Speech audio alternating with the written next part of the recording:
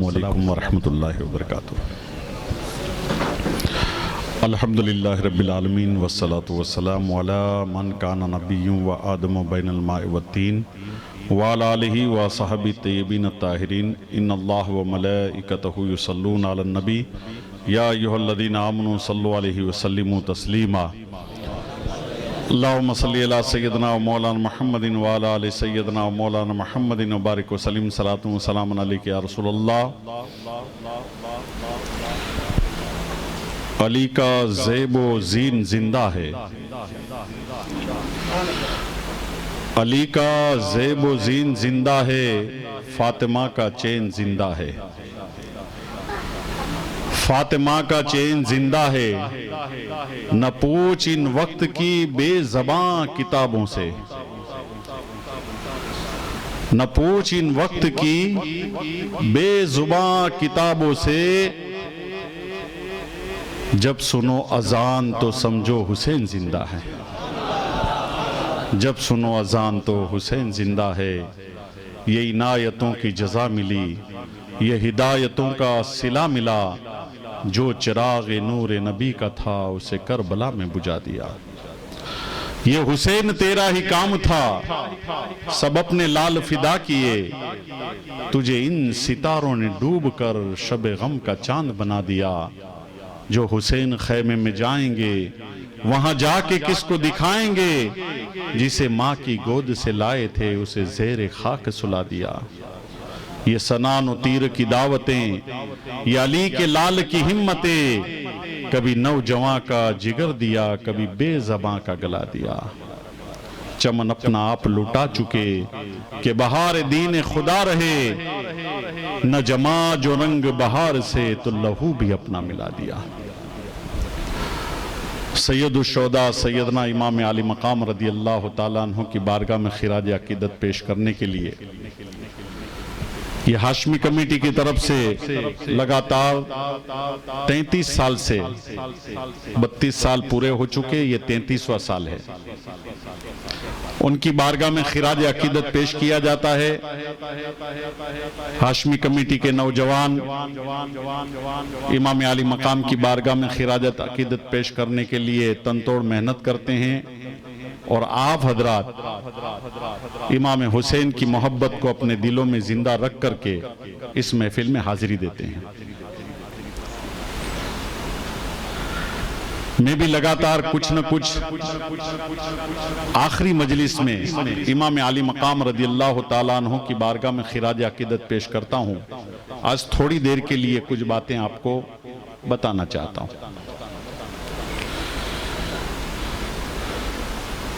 بہت سے علماء کرام، ہمارے اہل سنت والجماعت کے بھی، اور بہت سے فرقے والے جب واقعات کربلا بیان کرتے ہیں تو پورے واقعات کربلا میں امام علی مقام اور آپ کے رفقا، آپ کے گھر والے، آپ کے فیملی ممبرز اور آپ کے جانثاروں کے بارے میں کچھ ایسے الفاظ استعمال کرتے ہیں۔ حسین لاچار تھے، حسین مجبور تھے، حسین پیاسے تھے، حسین بھوکے تھے، حسین پر ظلم و ستم ہوا، بیویاں روتی رہی، بالوں کو نوچتی رہی، سر کے دوپٹے کو پھینکتی رہی۔ ایسی چیزیں اہل بیت کرام اور ان کے گھر والوں کے متعلق بیان کیا جاتا ہے کہ بات مت پوچھو۔ میں آپ کو بتانا چاہتا ہوں، 72 نفوس قدسیہ کا یہ قافلہ جب کربلا کی سرزمین پر پہنچا اور 22,000 یزیدیوں کا لشکر جب آپ کے سامنے تھا، اور 3 روز آپ پر کھانا اور پانی بند کر دیا گیا، پھر بھی اہل بیت نے نہ کبھی نوحہ کیا، نہ کبھی اپنے سروں کے بالوں کو نوچا، نہ کبھی پیاس کی شدت سے ان کی زبان پر کیسے الفاظ آئے، اور نہ ان کی آنکھوں میں سے آنسو بہے۔ کھانے اور پیاس کے متعلق، بلکہ ایسا صبر کا ثبوت دیا ہے کہ دنیا کی کوئی طاقت ایسا صبر کا نمونہ نہیں پیش کر سکتی۔ اسی لیے اللہ تبارک و تعالیٰ نے قرآن میں ارشاد فرمایا ان اللہ مع صابرین، بے شک اللہ صبر کرنے والوں کے ساتھ ہے۔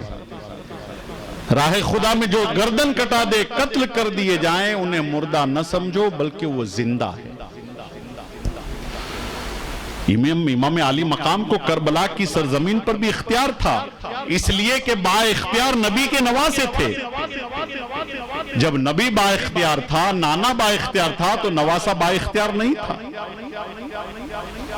نواسا بھی با اختیار تھا، لیکن چونکہ آپ کی شہادت اللہ کے رسول صلی اللہ تعالیٰ علیہ وسلم کے دین کو بچانے کے لیے، اسلام کی کشتی کو کنارے پر لگانے کے لیے جو مقرر تھی اللہ تبارک و تعالیٰ کی طرف سے، اس لیے آپ کو امتحان دینا تھا۔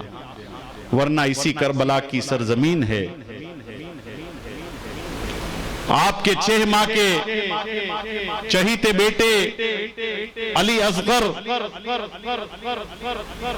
کو جب حرملہ نے تیر مانگا اور آپ کے گلے میں لگا اور خون کا جو فوارہ نکلا، امام علی مقام رضی اللہ تعالیٰ عنہ کا پورا چہرے مبارک اس خون سے لطفت ہو گیا۔ ایسے وقت میں روایت میں آتا ہے کہ آپ کے چاہنے والوں اور آپ کے ماننے والے دریا میں کشتی پر سوار ہو کر کے سمندر کا راستہ طے کر رہے تھے، اور جب سمندر کا راستہ طے کر کے سمندر میں طوفان آیا اور جو کشتی ڈوبی اور امام علی مقام رضی اللہ تعالیٰ عنہ کو پکارا ہے، تو کربلا کی سرزمین پر ہاتھ میں علی اصغر کا لاشا مبارک ہے، اور امام علی مقام نے وہیں سے ہاتھ کو لمبا کر کے اس کشتی کو بچایا تھا۔ اور جو کشتی کنارے پر پہنچتی ہے اور جب ان کو پتہ چلتا ہے کہ جس دن ہماری کشتی ڈوبنے والی تھی ہم نے امام علی مقام کو پکارا تھا اور آپ کے دست مبارک نے ہم کو بچایا تھا، اس وقت آپ کے ہاتھوں کے اوپر خون لگا ہوا تھا، لہذا ہم سمجھے نہیں تھے کہ یہ خون کس لیے لگا ہے، لیکن بعد میں جب ان کو پتہ چلا تو معلوم ہوا کہ علی اصغر ہاتھ میں تھے، ان کے گلے میں تیر لگا تھا اور ان کے خون سے آپ کے ہاتھ لطبت تھے۔ بیویوں کی حفاظت کے لیے خیمے کے ارد گرد خندق کھود دی گئی تھی تاکہ یزیدی ظلم کرنے والے بیویوں کی بے حرمتی نہ کرے، توہین نہ کرے۔ ایک یزیدی گھڑ سوار خندق کے پاس آتا ہے، اس خندق میں آگ بھی لگا دی گئی تھی۔ یہ اس وقت کا طریقہ تھا جب لشکر چھوٹا ہوتا تھا یا شہر چھوٹا ہوتا تھا اور باہر سے حملے کا بہت زیادہ امکان ہوتا تھا، تو شہر کے ارد گرد خندق کھود دی جاتی تھی اور اس میں آگ لگا دی جاتی تھی تاکہ باہر کے دشمن ہیں وہ شہر پر حملہ نہ کریں۔ تو امام علی مقام نے بھی اپنے خیمے، عورتوں کے جہاں پر خیمے لگائے ہوئے تھے وہاں ارد گرد خندق کو کھود دیا تھا اور اس میں آگ لگا دی گئی تھی تاکہ بیویوں کی کوئی بے حرمتی نہ کرے۔ تو ایک یزیدی لشکر کا ایک شخص آتا ہے اور آ کر کے امام علی مقام کو پکارتا ہے، اے حسین، تم نے تو جہنم کی آگ سے پہلے دنیا میں آگ لگا دی۔ معاذ اللہ، استغفر اللہ۔ امام علی مقام کو، ارے وہ نبی کے نواسے ہیں کہ اگر آپ کا دست مبارک دسترخوان پر لگ جائے تو حضرت انس فرماتے ہیں کہ نبی نے ایک مرتبہ میرے گھر میں دعوت کے موقع پر کھانا کھانے کے بعد اپنے ہاتھوں کو دسترخوان سے پوچھ دیا، اس کے بعد کیا ہوتا، میں دسترخوان کو پانی سے نہیں دھوتا تھا بلکہ اس دسترخوان کو آگ میں ڈال دیتا تھا، پورا دسترخوان صاف ہو جاتا تھا جب آگ سے نکالتا تھا۔ نبی کا دست مبارک لگ جائے تو دسترخوان کو آگ نہ جلا سکے، اس نبی کے نواسے جن کی رگوں میں اللہ کے نبی کا خون دوڑ رہا ہے، مولا کائنات کا خون دوڑ رہا ہے، ماں فاطمہ خاتون جنت کا خون دوڑ رہا ہے، کیا ان کو جہنم جلا سکتی تھی؟ جیسے ہی اس یزید یزیدی آدمی نے جب کہا کہ حسین تم نے تو جہنم کی آگ سے پہلے دنیا میں آگ لگا لی، امام عالی مقام نے کہا ارے نادان، ہم لوگ جہنمی نہیں ہیں، ہم تو جس کو اشارہ کر دے وہ جنتی ہو جایا کرتا ہے، جن کے بارے میں کہہ دے جہنم سے نکل کر کے جنت میں چلا جاتا ہے، اور تو ہم کو جہنمی کہتا ہے۔ اللہ تبارک و تعالی تجھے جہنم کی آگ سے پہلے دنیا کی آگ میں جلائے۔ امام عالی مقام کی زبان سے جملے نکلے تھے، جیسے جملوں کا نکلنا تھا اس کا گھوڑا جو ہے وہ بدکا اور وہ گھوڑے سے گرنے لگا تو اس کا پاؤں ہے گھوڑے کی زن میں پھنس گیا، اور وہ گھوڑا دور سے دوڑتا ہوا اس کو اسی خندق کی آگ میں پھینک کر کے چلا گیا۔ تو ایسا امام عالی مقام کا اختیار تھا کربلا کی دھرتی پر۔ آپ دعا کے لیے ہاتھ اٹھا دیتے، بارش برس جاتی، آپ دعا کر دیتے، طوفان آ جاتا، آندھی آ جاتی، قہر برپا ہو جاتا، لیکن نہیں، امتحان دینا مقصود تھا۔ پہلے بھی با اختیار تھے، کربلا کی سرزمین پر بھی اختیار والے تھے۔ اپنے کڑیل نوجوان علی اکبر کا لاشا اٹھا کر کے خیمے میں لائے، کسی نے گھر کی عورتوں نے، زینب نے، سکینہ نے، شہر بانو اپنے بالوں کو نہیں نوچا، نوحہ نہیں کیا۔ آج اہل بیت کی گھرانی کی عورتوں کو مظلوم قرار دیا جاتا ہے، لاچار قرار دیا جاتا ہے، مجبور قرار دیا جاتا ہے۔ نہیں، اہل بیت کی وہ مبارک اور مقدس شہزادیاں تھیں۔ جب یزیدیوں نے آپ کے سروں سے دوپٹے نوچ لیے تو حضرت زینب نے اعلان کیا تھا، اے اہل بیت کی شہزادیاں، اپنے سروں کے بالوں سے اپنے چہرے کو چھپا لو اور دوپٹہ بنا لو۔ اس وقت بھی اپنے چہرے کو کسی غیر محرم کو نہیں دکھایا۔ یہ اہل بیت کی شہزادیاں تھیں، اور کیسا اختیار۔ ابھی مدینہ میں تھے اور مدینہ کے گورنر نے بلا کر کے کیا کہا تھا؟ امیر معاویہ کا انتقال ہو چکا ہے، یزید تخت پر بیٹھ چکا ہے، لہذا بیعت چاہتا ہے، امام حسین کی بیعت چاہتا ہے۔ اور بیعت میں کیا دینا پڑتا ہے؟ ہاتھ۔ اگر ہاتھ دے دیا یزید راضی ہو جاتا۔ تو مدینہ میں جب تھے تب سے بیعت کا مطالبہ، ہاتھ کا مطالبہ، یزید کے ہاتھ میں ہاتھ دے دو، یزید کے ہاتھ میں ہاتھ دے دو۔ مدینہ میں تھے تو یزید کے ہاتھ میں ہاتھ دے دو۔ مکہ پہنچے، یزید کے ہاتھ میں ہاتھ دے دو۔ کوفہ پہنچے، یزید کے ہاتھ میں ہاتھ دے دو۔ 3 دن تک پانی بند کر دیا گیا، یزید کے ہاتھ میں ہاتھ دے دو۔ علی اکبر شہید ہو گئے، یزید کے ہاتھ میں ہاتھ دے دو۔ علی اصغر شہید ہو گئے، یزید کے ہاتھ میں ہاتھ دے دو۔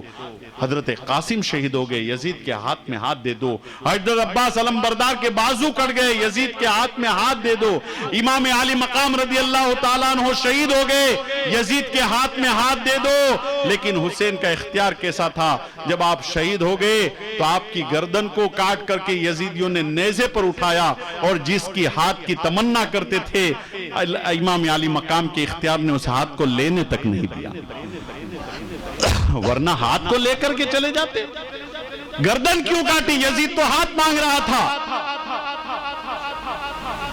ابھی یزید کی خوشی تھی کہ امام عالی مقام کو قتل کرنے کے بعد ہاتھ ہی لے جا کر اپنے ہاتھ پر رکھ دیتا کہ امام عالی مقام تم زندہ رہے، تم نے ہاتھ نہیں دیا، تم کو شہید کرنے کے بعد، قتل کرنے کے بعد تو تمہارا ہاتھ میرے ہاتھ میں آیا کہ نہیں آیا؟ لیکن نہیں، حسین کا اختیار تھا، گردن کو لے جانے دیا مگر ہاتھ کو نہیں لے جانے دیا۔ تو امام علی مقام رضی اللہ تعالیٰ عنہ کربلا کی دھرتی پر تھے، تب بھی لاچار نہیں تھے، مجبور نہیں تھے، بلکہ با اختیار نبی کے با اختیار نواسے تھے۔ اللہ تبارک و تعالی ہمیں سیدنا امام علی مقام رضی اللہ تعالیٰ عنہ کی سچی محبت عطا فرمائے۔ اور یہ شب عاشورہ اور عاشورے کے دن عبادت و بندگی کرنے کا حکم ہے، عاشورے کا روزہ رکھنے کا حکم ہے، اور واقعات کربلا سے پہلے بھی عاشورے کی بہت فضیلت تھی۔ یہ تو واقعات کربلا کے بعد عاشورہ جو تھا وہ امام علی مقام رضی اللہ تعالیٰ عنہ کی شہادت کی وجہ سے یہ عاشورہ مشہور ہو گیا، ورنہ اس سے پہلے بھی حضور کے زمانے میں بھی اور حضور سے پیشتر زمانے میں بھی عاشورے کی بڑی فضیلت تھی، اس لیے کہ عاشورے کی دن حضرت آدم علیہ السلام کی توبہ قبول ہوئی تھی۔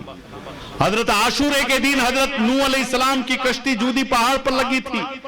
حضرت عاشورے کے دن حضرت یونس علیہ السلام کو مچھلی کی پیٹ سے نجات ملی تھی.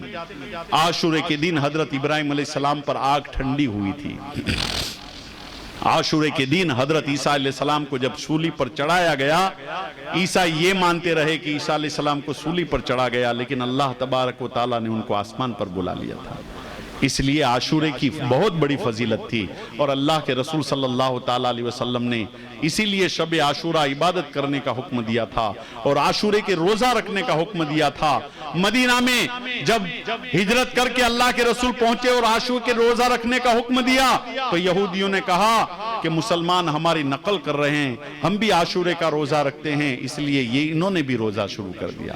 تو اللہ کے رسول صلی اللہ تعالیٰ علیہ وسلم نے ارشاد فرمایا کہ اب یہودی جب یہ کہتے ہیں تو ہم عاشورے کا ایک روزہ نہیں رکھیں گے بلکہ 2 روزہ رکھیں گے تاکہ ان کی مشابہت نہ ہو. اس لیے 9-10 روزہ رکھا کرو یا تو 10-11 رکھا کرو. ایک روزہ رکھنے کا حکم اسی لیے نہیں ہے کہ یہودیوں کی مشابہت ہو رہی تھی.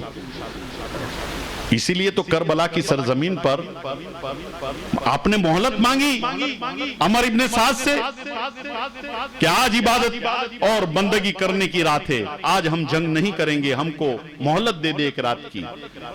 اور امام علی مقام قرآن کی تلاوت کرتے رہے، رسول کی بارگاہ میں درود و سلام بھیجتے رہے، اللہ کو یاد کرتے رہے، نماز نفل ادا کرتے رہے. لیکن ہم امام علی مقام کے چاہنے والے، ماننے والے، ہم کیا کرتے ہیں عاشورے کی رات کو؟ کیا اپنے دل پر ہاتھ رکھ کر ہم نے سوچا ہے؟ کربلا کا اتنا ٹینشن والا ماحول، سامنے 22,000 یزیدی لشکر ہے، 72 نفوس قدسیہ کا قافلہ ہے، اس میں جوان بھی ہے، بوڑھے بھی ہیں، بچے بھی ہیں. ایسے ٹینشن والے ماحول میں بھی امام علی مقام نے نہ نماز چھوڑی، نہ روزہ چھوڑا، نہ قرآن کی تلاوت چھوڑی، نہ درود پڑھنا چھوڑا. اور ہم بغیر ٹینشن والی ہماری زندگی نہیں ہوتی عاشورے کی رات کو اور عاشورے کے دن کو، پھر بھی ہم نماز پڑھنے کی ہم کو توفیق نہیں ہے، قرآن کی تلاوت کرنے کی توفیق نہیں ہے، درود و سلام پڑھنے کی ہم کو توفیق نہیں ہے. نہ عاشورے کی رات کو توفیق ہوتی ہے نہ عاشورے کی دن کو. اللہ کے رسول نے ارشاد فرمایا عاشورے کے دن یتیم کے سر پر ہاتھ پھیرو، عاشورے کے دن بھوکوں کو کھانا کھلاؤ، عاشورے کے دن ننگوں کو کپڑا پہناؤ، عاشورے کے دن شرما لگاؤ، عاشورے کے دن سفید لباس پہنو دھویا ہوا، عاشورے کے دن اپنے جسم کو عطر سے ملبوس کرو، عاشورے کے دن نوافل ادا کرو، عاشورے کے دن دعا پڑھو. امام زین العابدین کی دعا کیا ہے؟ جو عاشورے کے دن زین العابدین کی دعا پڑھ لیتا ہے وہ 1 سال تک اس کو موت سے ضمانت مل جاتی ہے. عاشورے کے دن دعا زین العابدین اگر کوئی پڑھ لے تو اس کو 1 سال تک موت نہیں آتی، اس کو آتی سال تک کی ضمانت مل جاتی ہے زندگی. لیکن یہ کوئی پڑھتا ہے لیکن خرافات میں ہم مشغول ہے، ناجائز کاموں میں ہم مشغول ہے، غیر شرعی کاموں میں ہم مشغول ہے. جس کا حکم قرآن نے دیا، جس کا حکم اللہ کے رسول نے دیا اس پر ہم عمل نہیں کرتے، اور جس کا حکم کسی نے نہیں دیا اس پر عمل کرتے ہوئے نظر آتے ہیں. شب عاشورہ اور عاشورے کے دن جو ہم کرتے ہیں کیا اس کا حکم امام علی مقام نے دیا ہے؟ اگر دیا ہے تو کسی بھی کتاب لاؤ، کھول کر کے مجھے بتا دو، میں بھی تمہارے ساتھ کرنے لگوں گا. لاؤ حدیث کی کتاب لا کر کے بتا دو کہ حدیث پاک میں لکھا ہے، قرآن لا کے بتا دو قرآن میں لکھا ہوا ہے، قول لا کر بتا دو بزرگان دین کا، فقہ کی کتابیں لا کر بتا دو. بڑے بڑے کتب خانے ہیں پوری دنیا میں، مصر کا کتب خانہ جہاں پر دنیا بھر کی کتابیں ہیں لکھی ہوئی ہے، وہ لا کر کے بتا دو کہ جو ہم شب عاشورہ اور عاشورے کے دن کرتے ہیں کیا کسی کتاب میں بھی لکھا ہوا ہے؟ قیامت کے دن کیا ہوگا؟ قیامت کے دن کیا ہوگا؟ سوال پوچھے جائیں گے. اور سوال کیا ہوگا؟ کیا ہم نے نیاز کھلائی کہ نہیں کھلائی، نیاز کھائی کہ نہیں کھائی، اس کے متعلق سوال ہوگا. کیا ہم نے گوشت پاک کی 11ویں منائی کہ نہیں منائی اس کے متعلق سوال ہوگا؟ کیا خواجہ کی 6ٹھی منائی کہ نہیں منائی اس کے متعلق سوال ہوگا؟ کیا محرم کا جلوس نکالا کہ نہ نکالا اس کے متعلق سوال ہوگا؟ کیا ہم نے کسی ولی اللہ کا عرس منایا کہ نہیں منایا اس کے متعلق سوال ہوگا؟ نہیں، قیامت کے دن سب سے پہلا سوال نماز کے متعلق ہوگا۔ روز محشر کی جہاں گداز بود اولی پرشی سے نماز بود، قیامت کے دن سب سے پہلا اگر کوئی سوال ہوگا تو وہ نماز کے متعلق ہوگا، اور اس کی ہمیں کوئی فکر نہیں ہے، اور جس کے بارے میں کچھ سوال ہی قیامت کے دن نہیں ہونے والا ہے وہ کام تو ہم ایسے فرض سمجھ کر کے کرتے کہ کمپلسری ہے، اگر یہ نہیں کیا تو ہم اسلام سے خارج ہو جائیں گے۔ جو سوال قیامت کے دن ہونے والا ہے اس کی ہمیں کوئی فکر نہیں ہے، اور جو سوال ہی قیامت کے دن نہیں ہونے والا، اللہ پوچھنے ہی نہیں والا ہے، نہ ہماری نیکیوں میں لکھا جانے والا ہے قیامت کے دن، اس کے متعلق ہم اس کو فرائض و واجبات سمجھ کر کے عمل کر رہے ہیں۔ یاد رکھو، اپنی زندگی میں انقلاب پیدا کرو۔ کیا ہوتا ہے جب ہمارے گناہ بڑھتے ہیں، ہماری نافرمانیاں بڑھتی ہیں، تو پھر یہ کورونا وائرس جیسا عذاب آتا ہے۔ آج پوری دنیا 6 مہینے سے لاک ڈاؤن ہے، ہم باہر جانا چاہتے جا نہیں سکتے، باہر نکلنا چاہتے نکل نہیں سکتے، ہم مجالس قائم کرنا چاہتے علی اعلان مجالس قائم نہیں کر سکتے، ہم ولی اللہ کا عرس منانا چاہتے ہیں علی اعلان عرس نہیں منا سکتے۔ یہ سب کیا ہے؟ اللہ تبارک و تعالیٰ کی طرف سے یہ وبا ہے۔ ہماری نافرمانیوں کی وجہ سے، ہمارے گناہوں کی وجہ سے اللہ تبارک و تعالیٰ نے یہ وبا ہم پر نازل فرمائی ہے، پھر بھی ہم کو کوئی فکر نہیں ہے اس کی۔ مرنے والے مر جاتے ہیں، جانے والے چلے جاتے ہیں، ہمارے لیے صرف گنتی ہوتی ہے۔ کورونا میں 50,000 ہندوستان میں مر گئے، پوری دنیا میں 5 لاکھ مر گئے، ہمارے محلے میں 10 لوگ مر گئے، ہمارے شہر میں 50 لوگ مر گئے، ہمارے لیے صرف گنتی ہوتی ہے۔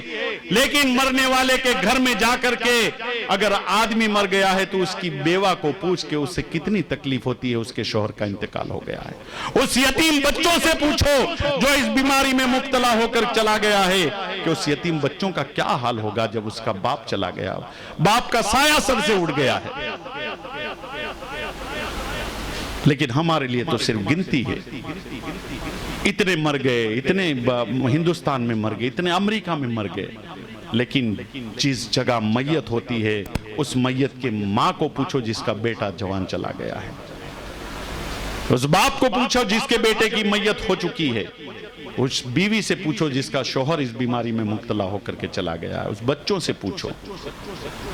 اس لیے یاد رکھو، زندگی کا کوئی بھروسہ نہیں ہے۔ کیا بھروسہ ہے زندگانی کا؟ آدمی بلبلا ہے پانی کا۔